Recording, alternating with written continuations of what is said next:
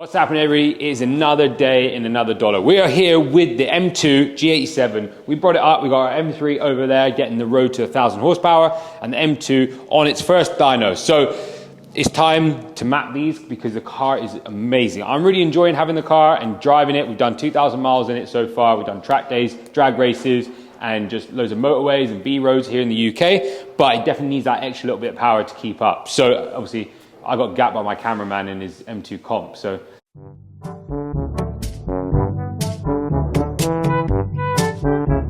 done well there, lads and girls. But anyways, so we've got it on the dyno now. It's all strapped up. Tom Reilly's place over in kind of, I don't even know where I am. I'm in Wales. Sorry, I can't tell you where I am, but we're here. And Tom Reilly's place is pretty cool. You can literally work on your car, put it on the dyno, go on some amazing roads and do some testing. We're going to run it up, stock figures, figure out what it's running, and then come back in a couple of weeks' time and put a stage 2 or a stage 1.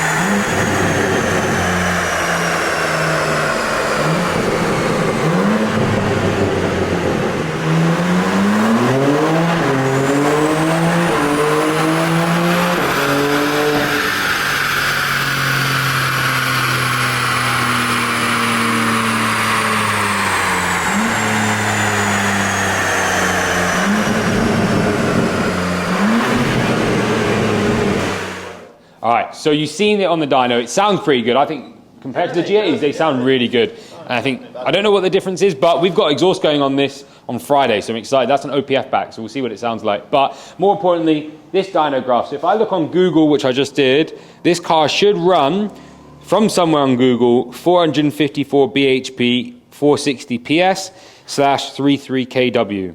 So what did we run? I've seen a lot more really. So 447 at the wheels and 553 torque. So realistically, with the calculation we normally do, which is plus 12% for rear wheel drive, you know, you're just under 500 horsepower. So yeah, I mean, it makes sense though, because we've seen how fast this car already is on the road. Yeah. It's a quick car. So BMW playing themselves down. And I think a lot of it, I mean, we've logged the car today in the stock fashion and it's absolutely strangled.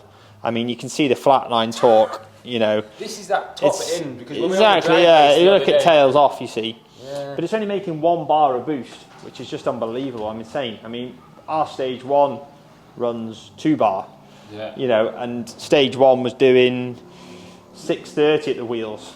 So you're going to get a 200 horsepower increase and 300 Newton meter increase from just the stage 1. And so it's going to be insane. Stage 1, whereas on the G80 M3 we're going to like a stage 2 plus. Stage 2 plus, but I just think, you know, is it going to be controllable in this car, rear wheel drive?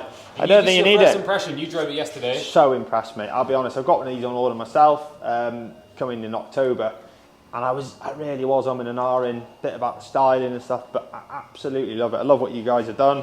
Can't wait to get all the bits on mine, all the carbon and things, get it lowered. So right. And mate, driving on the track, obviously we took it out.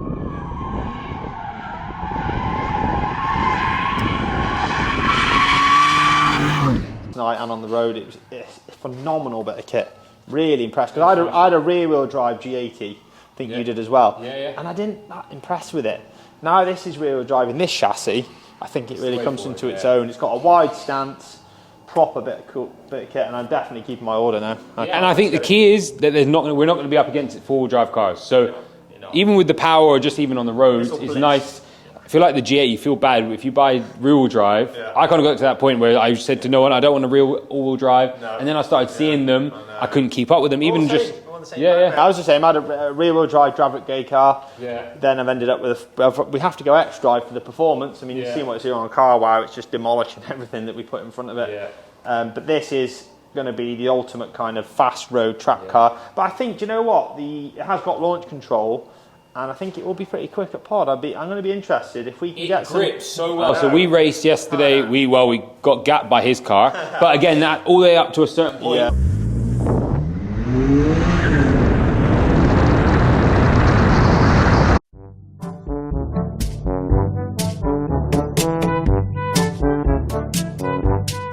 Off. Well, you can see that on the dyno. It's where the torque just tails off. 140 miles per hour. This literally it does this. And then Dylan's car with a little bit extra, and then M5 comp. This launched much better and just kept on going. So it's gonna.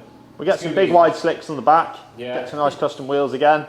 And mate, this is going to be awesome because the good thing about a rear-wheel drive car, if you can get it to launch, you've got a lot less rolling resistance. Obviously, once you're going, so you know ultimately the fastest drag cars in the world are rear-wheel drive.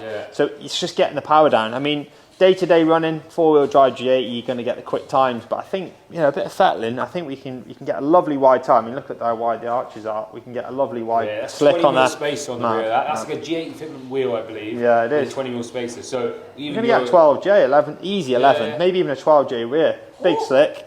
I think they're having fun with us. I think they're giving us opportunity, and it's nice to know that they hopefully shouldn't come out. And you can get a manual version, which I think once we start seeing customers' cars, they're going to love it. But no, I think so impressed, and I really was sceptical about it. I'm absolutely. And as a daily, we've been using 2,000 miles every day this week, in the last week, just non-stop driving just to do stuff, and it's been crazy. But anyways, it's gonna be good. Let's get the ECU out, ship it out to Femto, and let's unlock this beast. Yeah. Well, thanks again.